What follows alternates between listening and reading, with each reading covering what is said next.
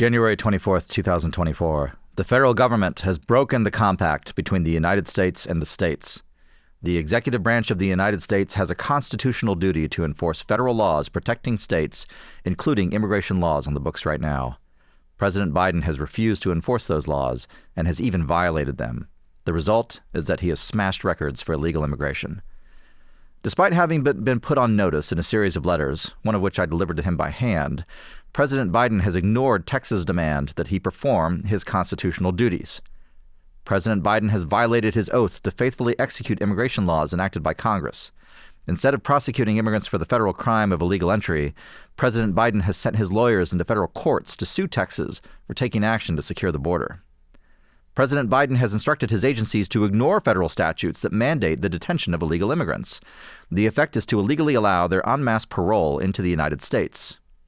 By wasting taxpayer dollars to tear open Texas' border security infrastructure, President Biden has enticed illegal immigrants away from the 28 legal entry points along this state's southern border, bridges where nobody drowns, and into the dangerous waters of the Rio Grande. Under President Biden's lawless border policies, more than 6 million illegal immigrants have crossed our southern border in just 3 years. That is more than the population of 33 different states in this country. This illegal refusal to protect the states has inflicted unprecedented harm on all the people all across the United States. James Madison, Alexander Hamilton, and the other visionaries who wrote the U.S. Constitution foresaw that states should not be left to the mercy of a lawless president who does nothing to stop external threats, like cartels smuggling millions of illegal immigrants across the border.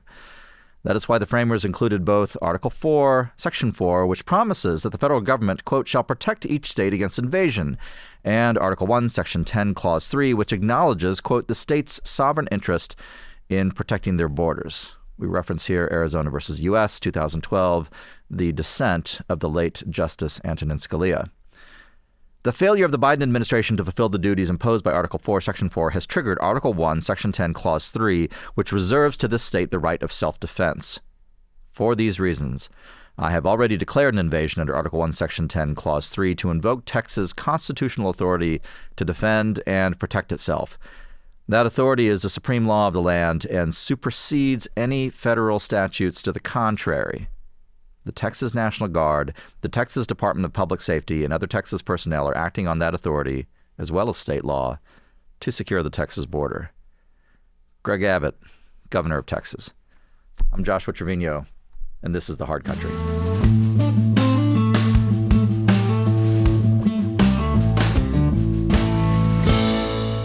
Everyone, and welcome to the Hard Country podcast. My name is Melissa Ford. I'm a policy director at the Texas Public Policy Foundation, and I'm here with Joshua Treviño, our Chief of Intelligence and Research. Thank you, Josh, for reading that. I think the only thing I have to say is thank God for Governor Greg Abbott. He has been standing in the breach, and he's been such a leader. I know we've talked about him a lot on this podcast, but he's been such a leader when it comes to reaffirming Texas's constitutional authority to defend itself. Yeah. And so there's a lot to discuss today. I know that this statement, we were very excited to read it yesterday. I think you said it was like one of the best things you've ever read. So I'm very glad you picked it to start off with. In this century, yeah. Yeah. So I guess what I want to ask you about is let's talk about what that is in response to, right? So on Monday, the Supreme Court of the United States ruled that the U.S. Border Patrol could resume cutting razor wire, the razor wire that Texas had deployed in its border on its side of the Rio Grande to stop and deter illegal entry. And so this is in response to that. And so I just want to ask you, with all of this going on, how did we get to this place? Great question. And I will echo your sentiments on Governor Abbott, who has gone far beyond, I think, what any of us expected of any governor, even the best ones in the United States. He's really getting into, and we'll talk about this a little bit more on this episode, but he's really getting into constitutional territory and issues that have not been fully adjudicated across the past 250 years of American history, or I should say better, are repeatedly adjudicated because there's a need to. What happened now 3 days ago, as of this recording, is that the Supreme Court lifted an injunction by the Fifth Circuit that enjoined the federal government to stop destroying Texas border barriers. They lifted that injunction. It doesn't mean they ruled on the merits of the case. That remains to be done. but by a 5-4 majority, which I'll be candid is a disappointment. Seeing a couple of the conservatives who were with the majority, they lifted the injunction and thereby enabled the federal government to resume its destruction of Texas border barriers. Now, you may ask why the federal government is destroying Texas border barriers, which, after all, would further formal federal policy. But the reality is that uncontrolled migration, trafficking, cartel entry into the United States is actually informal and probably actual federal policy at this point, particularly under the Biden regime. So how did we get here? How did we get to the point where the governor of Texas makes a statement like this, legitimately invokes constitutional powers to defend his state against foreign invasion? We have to rewind a little bit and look back, particularly in the case of the Texas Public Policy Foundation, to the second half of 2022. We came out then with a speech from our CEO, Greg Sindelar, in Mexico City, and also some research that we released at the time. We'll link to it in the show description. Explaining what a state invasion declaration looked like, and also asserting the criteria for an invasion declaration. And just to recapitulate that for those who haven't been faithfully watching all 21 episodes of Hard Country at this point, to qualify as an invasion, what we found is that you have to have the twin qualities of entry plus enmity into the area of the sovereign. What the cartels are doing at our southern border amply qualify for that. And from a historical standpoint, it's obvious that the founders included piratical acts. If you conceive of the cartels as mere organized crime, then they actually do still meet the invasion standard. And by the way, the cartels are in control of 100% of the illegal migration across the border, and the illegal trafficking of goods, and the entry of fentanyl, and the facilitation of operatives from the PRC, Hezbollah, you name it, coming into the United States under their aegis.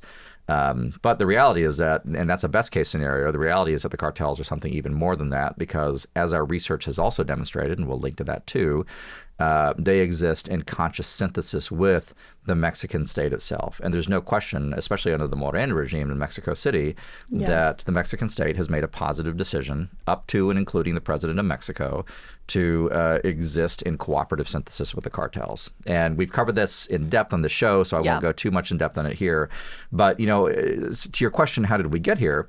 We got here with that reality being established and being understood. And then fast forward through the past really 14 months, depending on how you want to count it, Texas making good faith efforts to do what it could within the bounds of constitutionalism. And by the way, Governor Abbott is still within the bounds of constitutionalism to control that uncontrolled border. The Biden regime has taken a series of choices. And actually, there are a series of choices that we at the Texas Public Policy Foundation predicted about half a year ago. This past summer, our CEO, Greg Sindelar, had another op-ed out, I believe it was in the Federalist, which we'll also link to, talking about what the likely next moves were for the Biden regime. And here's what we predicted. Both the United States and Mexico have presidential elections this year in 2024. The presidential election in Mexico is essentially a foregone conclusion. Overwhelmingly likely that Claudia Sheinbaum is going to be the next president of Mexico. She is the handpicked successor of the current president, Andrés Manuel López Obrador. I think it remains to be seen, the quality of her leadership, such as it is. But we know very well the quality of AMLO's leadership. Again, a perennial topic with you and I.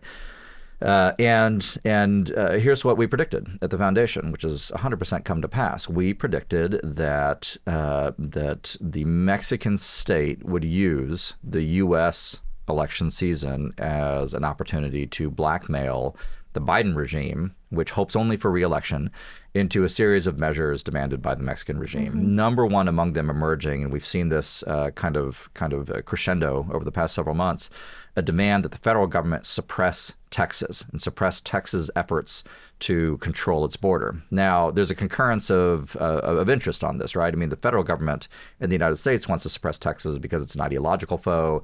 Progressivism can't tolerate rival power centers. They're not amenable to federalism. And so it's something that they were predisposed to do anyway. On the Mexican side, there's some nationalist elements to it. Texas and Mexico have a fraught history. I mean, we've talked about that very candidly. But really at the bottom of it is that Texas, unlike the U.S. federal government, is actually threatening the one thing that the state cartel synthesis that controls Mexico cares about, which is the flow of cash. The flow of cash, the flow of illegal and sometimes legal commerce that comes across the border is something that they care very deeply about. Not the safety of their people, not the welfare of any of their own citizens, none of the, the ordinary things that a state ought to care about. Not that Washington, D.C. cares much about that either. And so what ended up happening, and I think you saw it finally coalesce with I think it was December 28th visit of the U.S. Secretary of State in Mexico City. Yep. Yeah, that's right, December 28th. Blinken goes down to Mexico City, and then we have a series of events that follow from that, including new litigation by DOJ on the U.S. side versus Texas, which is clearly a demand that the Mexicans had. By the way, whatever secret this was supposed to be is blown open because AMLO talks about it as mañanera. I mean, he'll say openly that they're doing this at our request. They're going after Texas at our request. So how did we get here? We got here because there's two national governments, one in Washington, D.C. and one in Mexico City, that have aligned themselves against Texas.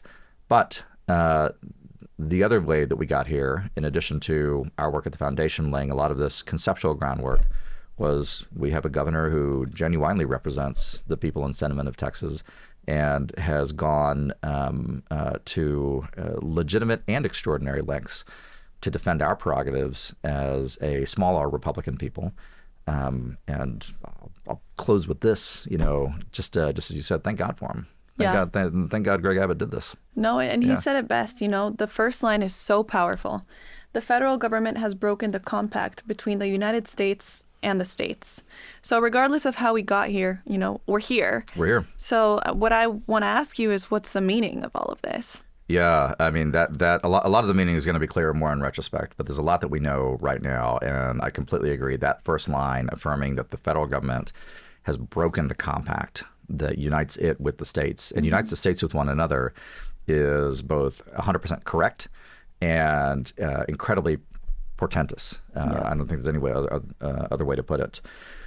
I think what it means, and I'll engage in a little bit of speculation here. I'm not. I don't mind read anybody in the public square, and we certainly don't speak for anybody but ourselves, and obviously the Texas Public Policy Foundation.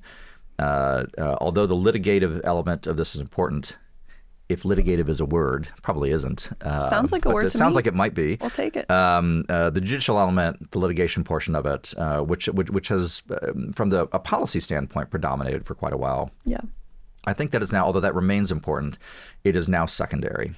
This is now predominantly a political matter. And I want to be clear what I mean by that. I don't mean a partisan matter. It's not Republican versus Democrat. That's not the line there. I mean, you and I know we can go to South Texas and find a lot of South Texas Democrats who are 100% in favor of what the governor's doing, border security, so on. Largely Mexican American. So it's not partisan. I want to be 1,000% clear that when I say political, I mean political in the classic sense. The existence of a political community, of which Texas is one. Texas meets all the qualifications for nationhood. We know that. That's another thing that you and I have talked about on the show. Does this polity mean to continue? Does it mean to continue to satisfy all the requirements that a polity ought, including the ability to define itself, to define admission into its community, and to protect the life, liberty, and pursuit of happiness of its citizens? All the things that the U.S. Declaration of Independence, echoed by the Texas Declaration of Independence almost 50 years later, affirmed were core functions of the state. And so now this is the question before us. And this is what I think Governor Abbott is correctly putting before us. There is a political question at hand. And I will give Greg Abbott 1,000% credit for this. Unlike a lot of office holders in other states, and we're not here to, criticize, but I'll say I empathize with a lot of the right populist critique of conservative office holders these days. We're very process bound. There's a virtuous reason for that, but at the same time, Governor Abbott appears to understand very well that because this has become fundamentally a political question of the most basic nature. These political questions are decided by two major things: facts and will, right? And so he is, to give you one example, when the Supreme Court lifted the injunction against the federal destruction of Texas border barriers, you can sort of see a 1990s style median Republican governor of any given state in the United States stopping border barrier construction, maybe having his people help tear it down, but not doing anything like what Greg Abbott actually did, which was the day after order the construction and the erection of new border barrier. Hey guys, if you're going to tear it down, here's some new stuff for you to tear down. Power Go ahead, move. like see the optics of it. And, for those of us who, this is a little bit external to the subject of our show, but I'll tell the audience, if you aren't familiar with the decision theories and the theories of power of John Boyd, look into them. I think I've mentioned him on the show before. Robert Coram wrote an amazing book on John Boyd. We'll link that in the show description too. But this is one of the things that Boyd, he passed away in '97, but he would have applauded what Abbott is doing right now, because what Abbott is doing is getting inside the decision cycles of the federal government. Can we talk a little bit about escalation theory here real quick? Absolutely. There's really two names here that I think, at least on an instinctual level, if not an explicit one, that it really appears the chief executive in the state of Texas understands very well. One is Boydian theory, which is how do you get inside the decision cycle of your opponent, both, and by the way, he's got two that are linked, again, in Mexico and in Washington, D.C., Washington, D.C. being the proximate one right now. Yeah. He's doing that very well. The other theorist that I would commend to the attention of the viewer, the listener here, the audience at the Hard Country is less well known. A fellow named Herman Kahn. Herman Kahn is most famous as a theoretician of nuclear warfare. Basically, he has this escalation dominance theory in which you basically have to establish we don't have time to get too much into it here, but there's a ladder of escalation, right? So you start at saying mean things to each other, and then it ends.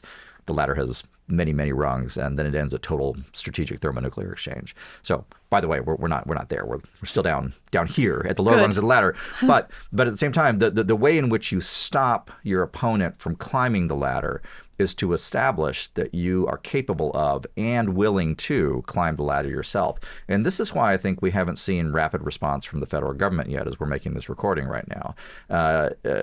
Greg Abbott has clearly established, in kind of a Herman Kahn sense, escalation dominance over the feds. Doesn't mean it will last necessarily. I think there's a lot of events left to play out on this, and we'll talk about this a little bit coming in the show. But we really haven't seen this in the United States, certainly not in my lifetime, in which a state governor of any kind enters into forthright contention with the federal government. I mean, set aside that the federal government is manifestly in the wrong on this, and then establishes escalation dominance and a superior understanding of decision loops. And you've got to credit the decision makers in that office, first and foremost the governor himself, for at minimum having an instinctual understanding of it, but I hope having, as a Texan, a more structured understanding of it, because there's a lot of this game left to play.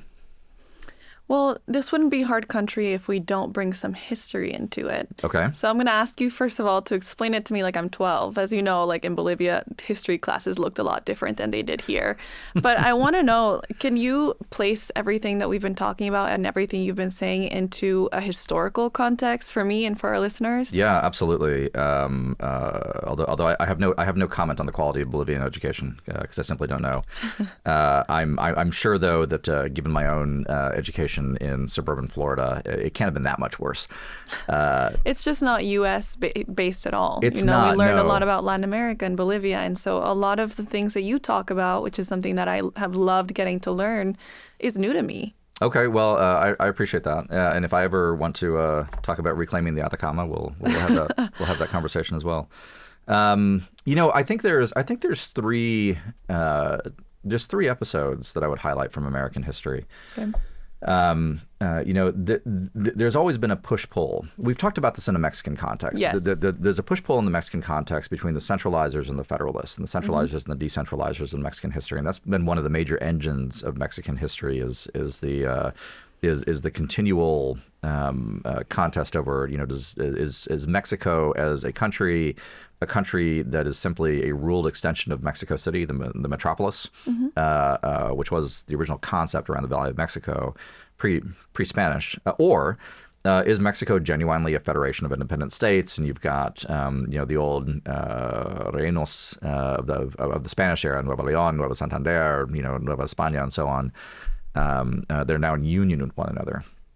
And so, anyway, not to get too deep into Mexican history, but that's almost been decided. It's a centralist state now. It's a centralist state that pretends it's a decentralist state. That mechanism, expressed differently, is present in American history too, and we too are have tended toward a centralist state masquerading as a decentralized one.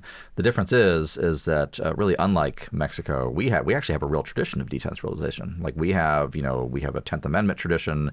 We arose as a nation, essentially an alliance of self-declared sovereign independent states, 13 of them, at the time of the Revolution, that came together to form the one United States. And even in the founding era, you had this real philosophical dispute between, I'm going to dramatically oversimplify this, by the way, but between the High Federalists, slash Hamiltonians versus the Democratic Republicans and the Jeffersonians, who had very different views of what the United States ought to be. And the Hamiltonians won out more in terms of the structure of the nation than did the Democratic Republicans, but it was the Democratic Republicans who actually inherited the structure that the Federalists built, and then they found that they really liked it because they liked being in control, and so here we are.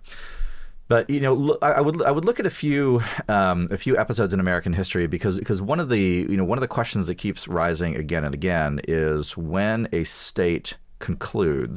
individual state concludes that the federal government has either violated the constitutional bounds or is threatening the existence of the state as a polity, as a community, as a people that wishes to perpetuate itself into time. What does that state do? And we've sort of answered it, but we haven't answered it conclusively in American history. And so I'll illuminate a few examples that fall on both sides of it. The first one, I think, there's lots of minor examples, but the first one that I think is really consequential is in Thomas Jefferson's second term. Remember I said like he inherits this centralist structure that Washington and Adams and Alexander Hamilton build, and he finds that he really likes it, and so he ends up using a lot of the power that he swore he would never use. It's kind of the it was Joseph Ellis. He's the American Sphinx. I think he's just inconstant.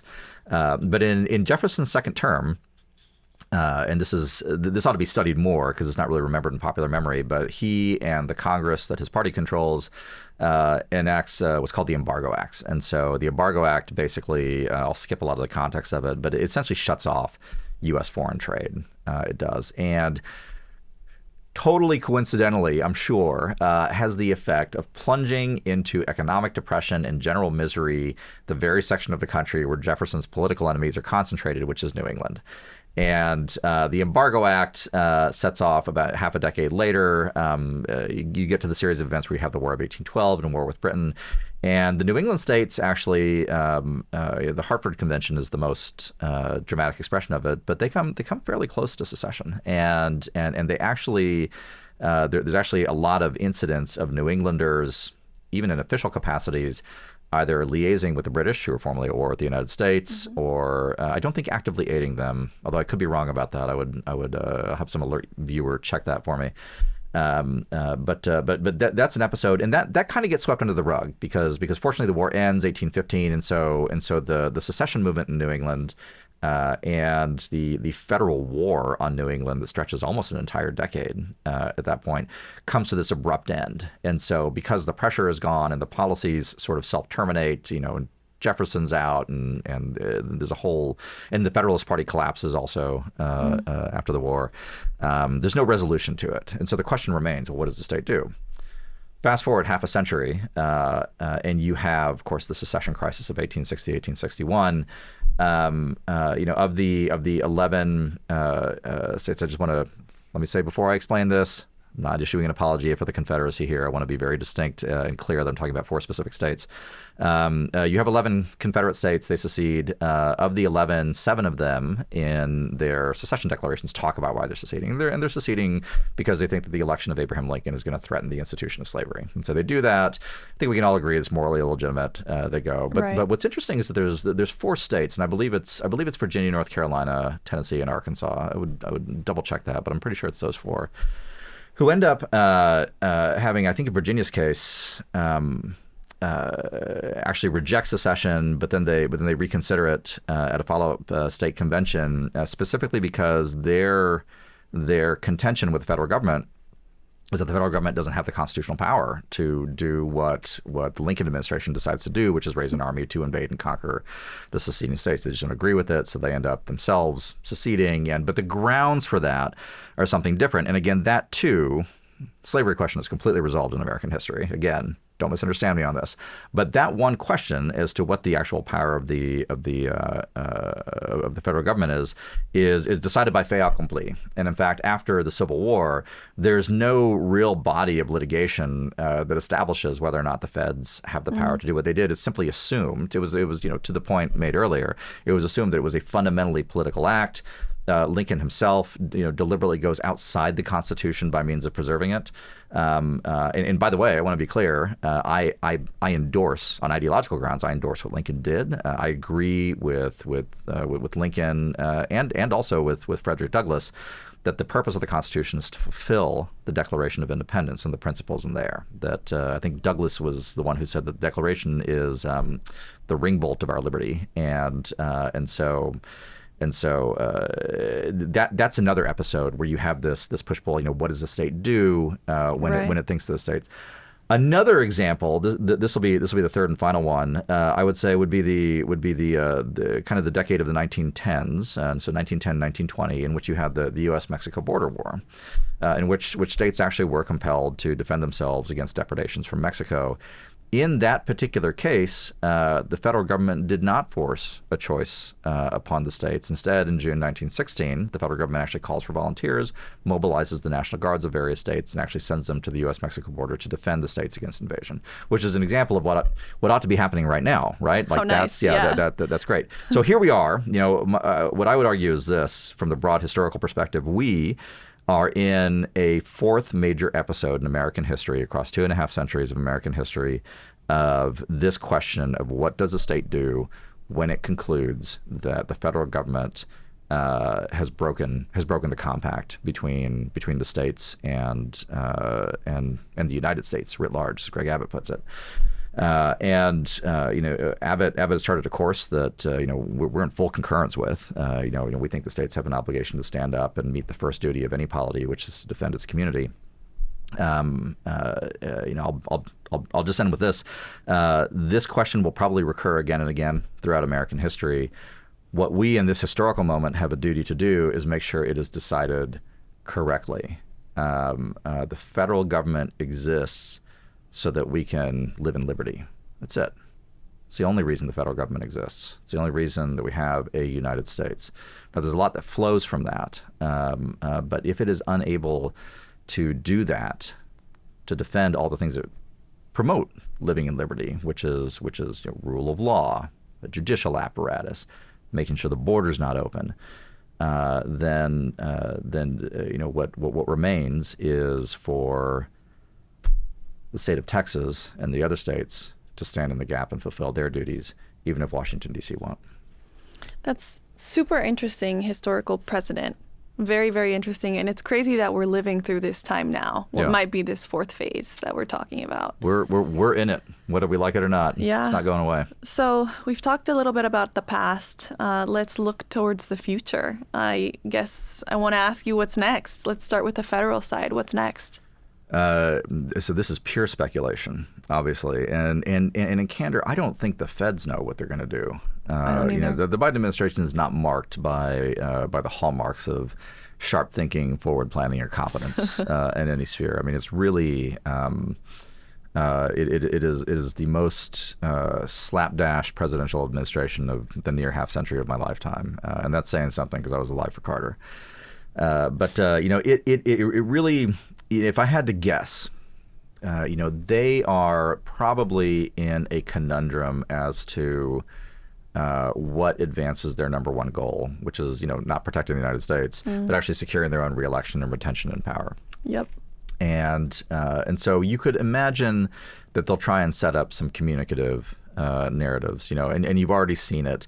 You may recall, and some of the viewers may recall, that in when the first wave of the Haitians came into Del Rio, Little Haiti, in late 2021, I believe. And you had that episode where the president personally basically destroyed the life and career of this very innocent border patrolman who there was a photograph taken of him. Do you remember this? The Rains photograph. He was on a horse. Yeah. There was a Haitian migrant, and because nobody in journalism knows anything anymore, the loose reins were wrongly interpreted as a whip, and the vice president got on it, and the president said he was going to punish the guy, and it turned out the guy was literally just riding his horse, and that's what reins look like when they're kind of flopping about. Yeah. So you can see that kind of demagoguery reappearing, no question about it. So you'll see that. I also suspect strongly that they're trying to figure out what their bureaucratic options are versus the state of Texas. They probably know that going out at this point and destroying the border barriers is a non-starter. That doesn't mean they won't do it, because they have been doing it. Yeah. But now, past them. as an amplification of the crisis, it's not clear to me that they're rushing back to do that.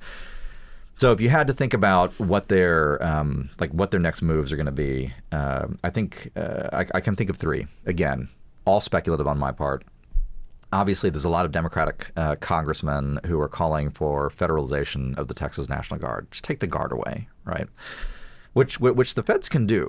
I mean, we should be clear about that. The national government can federalize any state National Guard immediately for any reason, and there's no recourse to it. So if you wanted to deprive Texas of tremendous manpower necessary to execute Operation Lone Star and border control, that would be one thing to do.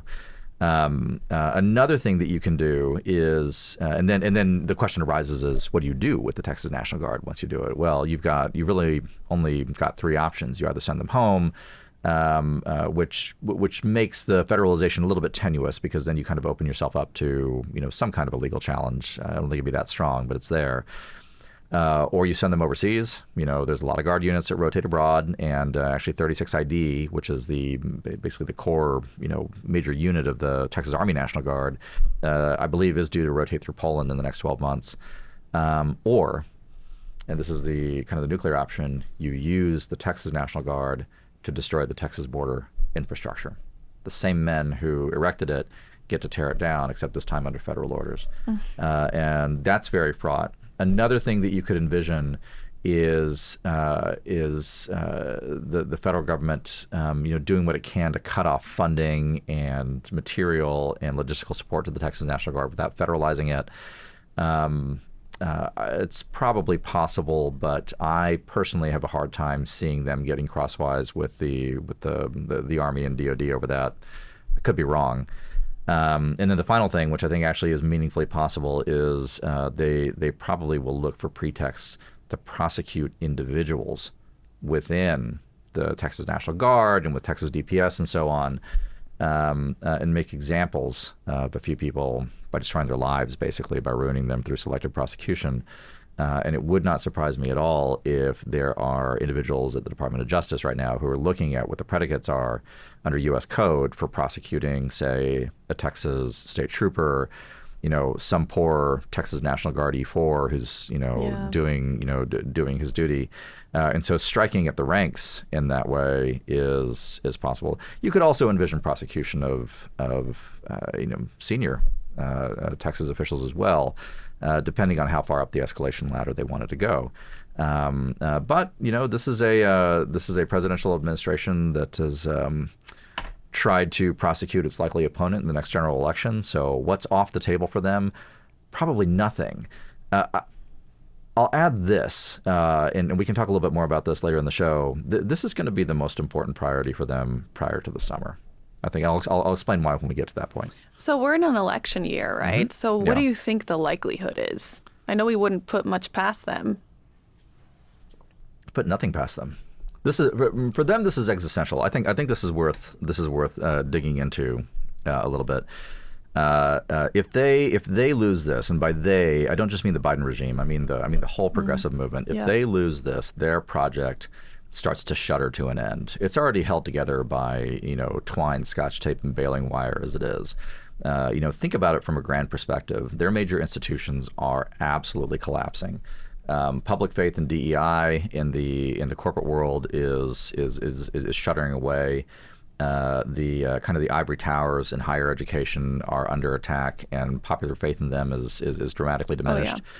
No one's joining the military anymore because they don't have faith in the government. We have the smallest armed forces, by the way, since prior to World War II right now. And that's with multiple wars going on overseas. And that's because there's nobody wants to join. Can't blame them. And they don't. Oh, no, you can't. And on top of all that, there is a general understanding that, especially with the current president at the helm, that we are ruled by a leftist gerontocracy that doesn't really resemble any precedent in the American system, but it does resemble the immediate post-Brezhnev era and the Soviet system, when you had, the gerontocracy of Chernenko and Dropov, and they all died within 6 months of assuming office. Now, that being said, all of those Soviet leaders were 5 to 10 years younger than Joe Biden is right now. So I think this is existential for them. If what Texas does works, if it attracts mass support, if it succeeds in stymieing the federal government and the Biden regime in any way, then it's not contrary to what a lot of the hyperventilation is on left Twitter. It's not the Second Civil War. It's not the reformation of the Confederacy or anything like that. Like these fantasies that really tell on themselves that you hear these people indulging in. What you have is federalism. What you have is the United States is actually conceived. What you have is 50 states and a union for the defense of the liberty of its people, each of which pursues the good and the virtuous and the noble in the way it best sees fit. And that's a great vision. It's the vision for which the country was founded. And the fact that the fulfillment of America, is the end of their project tells you everything you need to know about them. And that's why they fear it so much. That's why they'll fight it so much. Well, let me ask you one more thing. We talked a little bit about what's next on the federal side. Mm-hmm. Could you talk a bit about what's next on the state side? Not any more than I can on the federal side, but I'll be happy to speculate. Please speculate. Yes, absolutely. Look, we have seen in the past 24 hours an outpouring of support from all Republican governors, unfortunately, although there are Democratic governors, I would say, out there with an interest in Texas succeeding. But they probably don't feel secure in endorsing what Texas is doing because of inter-party concerns. Publicly, yeah. Publicly. That's exactly right. But do I think Arizona is interested in Texas winning? Yes, yeah. I do, 100%. So, I think what remains to be seen is what the practical effect of Florida, Tennessee, Montana, all these states, coming out, Virginia, in favor of Texas, affirming the theory of the Compact of the States as articulated by Governor Abbott, how that ends up affecting events. I could, and I have no insight into what future plans are, but what would I do if I were, advising? Each of these states have National Guards as well. If the feds make the gambit to federalize the Texas National Guard, Texans, I can speak for Texans in this case, would be honored to have the Florida National Guard hold the line. We would accept, just as we did in 1916, the aid of the other states in defending our international border from chaos in Mexico. And, that, I suspect, is at minimum conceived in places that matter beyond this studio. And so if you're asking what's next, I think things like that are what's next. And worst case, let's say the feds go all the way. They prosecute Texas officials. They prosecute Texas soldiers. They tear down border barriers. There is still, that's terrible. That's a terrible outcome. It's not the outcome that I want. But if it happens, there is utility in the long run for the country in seeing the mask fully off from the regime and from the ideology that it represents. Well, Josh, we live in Texas. We live in Austin, in the capital of all places, and we work in policy. So I would say we're very in the weeds, and sometimes it's easy to feel like you're very deep in the weeds. Mm-hmm. So I want to ask you to put this maybe in more of a global context. I mean, anyone turns on the news, there's a lot happening around the world. A lot. Yeah. I mean, like you said, we have wars, we have this, we have that. So I'm curious for you to tell me and tell our listeners, how does this rank? And what kind of context can you put this in globally? Man, that's a great question. And I think ultimately it's that and the question of the quality, the political quality of this are probably the two big questions. Yeah. I think this is the most important thing in the entire planet right now, facing not just the country, but also free peoples around the world. And I don't think that's hyperbole. That's not just Texas parochialism talking. I mean, I always think Texas is the most important place.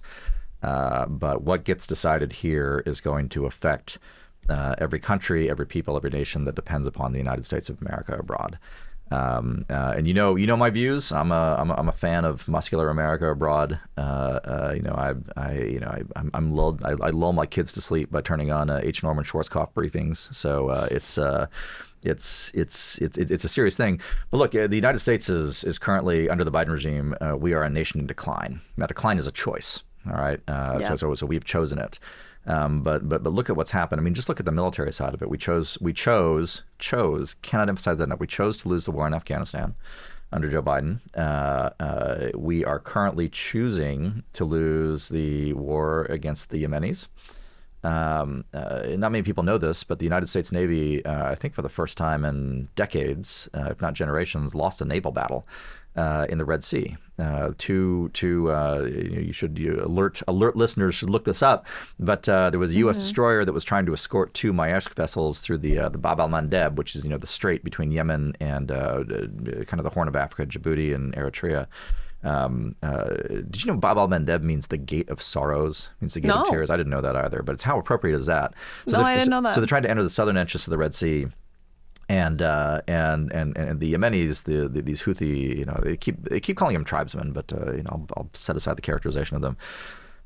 But they're very good at what they do. You got to admire them. I mean, for tribesmen, they've got ballistic missiles and advanced drones and things like that. And they actually defeated the ballistic missile and anti-air defense systems of this escorting U.S. destroyer, and they successfully closed the Bab al-Mandeb again against the active efforts of the United States Navy. So we lost a naval battle. I just want to be clear. We lost a naval battle. It's the end of freedom of the seas. Immensely portentous. To me, that's the second most important thing that's been happening. But, again, look around the world. There's talk, which I think is accurate, that we're probably going to leave Iraq and Syria in the next few days. And again, I'm not a huge proponent of us being in Iraq and Syria, and it's kind of external to what the hard country's about. But the reason that I mention it is that too is in itself, given the context in which it happens, an emboldening act. We should have left them without the Iranians shooting at us. So we're in the process of losing the fights that we're in, of failing to fully pursue the fights that we choose to engage in. For example, Ukraine, we've essentially disengaged from that as well. So that's probably going to end unfavorably for U.S. policy. All these are choices that we've made. And now compounding it is this crisis at home. So if you have the kind of this increasingly rickety infrastructure of American presence and the superstructure built around it abroad, whether it's the alliance system, it's the military presence, it's the prestige and power of the United States, which has been exposed as naked, basically, with not a lot sustaining it. For that to transmute and add a domestic constitutional crisis to it, what's really being communicated, and it's entirely the fault of the people in Washington, D.C., what's really being communicated is that regime in Washington, D.C. Not only is incapable of sustaining the American position abroad, they can't even sustain their own position at home. They can't. And just imagine what happens when real adversaries, in places like Beijing, for example, wake up to that, which they probably already have. So unless, and I think there's going to be an understanding by all parties, unless D.C. and the interests that D.C. represents around the world does not get its position back, does not recoup its losses, does not retrench in any meaningful way to them, if they cannot exert control in their own home, in their own nation. Because absent that, nothing else that they do matters. So what that means is when you look at the prioritization of effort, they're going to come after us. They're not going to pursue the Iranians with vigor. They're not going to pursue victory versus the Russians. They're not going to pursue effective deterrence versus the Chinese. And then toss in the North Koreans or whomever else you wish. But they will come after Texas. And added to it will be the fact that on an instinctual level, and this is especially true with the Obama administration veterans in the White House, emotively, they don't hate any of these enemies abroad. They definitely don't hate the Iranians. In fact, they kind of like them. But they do hate us. We're Southern. We're Texan. We're conservative. We're independence-loving. We like America as it's supposed to be. And that makes us their most dire enemies in their eyes. And we have to be aware of that. What do we do? What can a regular American, a regular Texan do in the face of all this besides like go hide out in a bunker or something? I don't think you hide out in a bunker. I think in this case we're very fortunate. Maybe we'll end where we began. We're very fortunate that that we have a governor who is not just saying the right things, but doing the right things at that point. And so one of the things that we do is we make sure that we support those efforts 100%. We also remember that we are a people of law. We're a people of law. We don't. There's I talked about kind of the irresponsible talk on the left that you see online. I'll strawman a little bit. There's also irresponsible talk of grabbing your rifle and going to the border. Don't do that.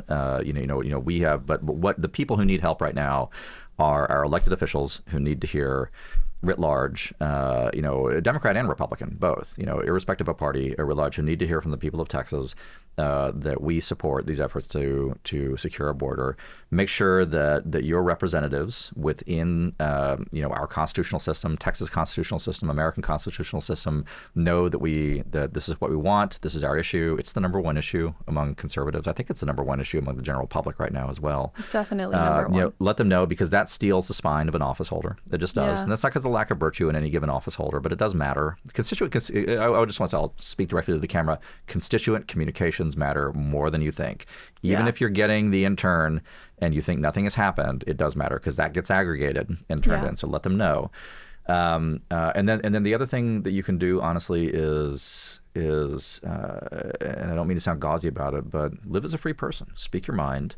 Do the things that they don't want you to do. And those things are go to church, go to synagogue, go to mosque, whatever you got, live your faith life, understand that your important networks and your real governance is not reposed in the structure that the progressives would have, which is the structure of the state, but it is in your family, your community, your neighbors, and undergirding it all, your history and heritage. And if you remember those things, they will fail. I want to wrap up with one last question. You and I were talking about this, I think, yesterday or the day before. Sure. But as I said before, this is an election year. Is this something that people might forget about if we change leadership? That's a worry of mine. Interesting question. No, I don't think so. I don't think so. I'll have to be prudent here and not speculate on the outcome of the general election in November. But I think that even if you got, we've gone pretty far down this road, especially after yesterday. I think that even if you got a good conservative, maybe it's a conservative Democratic administration, probably not, but maybe it is. If you got a good conservative administration that was oriented to border security, there's no question in my mind. Again, I don't speak for the governor of Texas. I don't speak for the government of Texas, anything like that. But I feel pretty sure in saying that Texas would gladly cooperate with that federal government to do what that federal government ought to be doing. And in fact, look, Abbott's letter from yesterday says that he will. He's explicitly affirming. I mean, for all the the hyperventilation from our friends on the left that the governor of Texas is defying federal law, this letter is shot through with invocations of federal law and a desire that federal law is enforced and fulfilled. So if there's a presidential administration that wants to do that, every sign says that Texas will be on board.